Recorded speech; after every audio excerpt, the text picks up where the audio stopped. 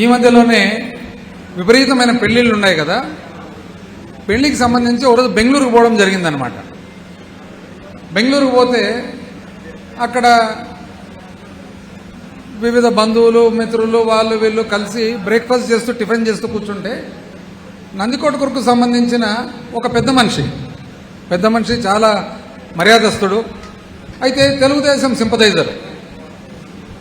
ఆయన కూర్చొని ఉన్నాడు, టిఫిన్ చేసుకుంటూ నేను అడుగుతానమాట, ఏమన్నా ఎట్లెట్టు ఉండాలి, ఏం సంగతి ఏమంటే, ఏమన్నా ఇంక అట్లా జరుగుతుంది అని.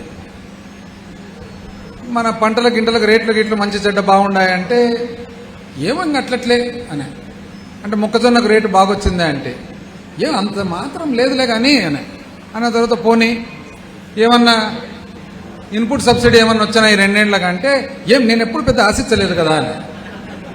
సరే నువ్వు ఆశించలేదులే, మిగతా రైతులు పాపం ఉంటారు కదా వాళ్ళ పరిస్థితి అంటే ఏమో మళ్ళా అని అన్న తర్వాత పోనీ ఇన్సూరెన్స్ ఏమన్నా కడుతున్నారా ఏమన్నా గవర్నమెంట్ అంటే ఏమో దాని గురించి నాకు అంత తెలియదే అని.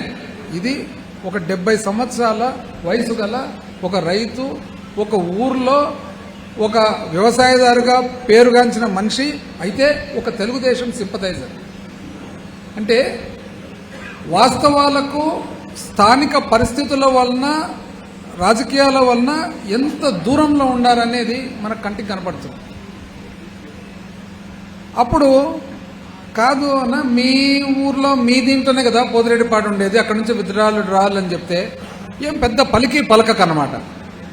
దీనివల్ల ఏమర్థమవుతుంది మనకంటే విశాలంగా మన ప్రాంతం గురించి ఆలోచన చేయాల్సిన విషయాలు కానీ, విశాలంగా అందరికీ సంబంధించిన విషయాల మీద ఒక నిర్ణయం కానీ పోరాటం చేయాల్సిన పరిస్థితుల్లో కేవలం స్థానిక పరిస్థితుల వలన తెలిసి కూడా తెలియనట్లు ఉండే పరిస్థితి ఏర్పడింది.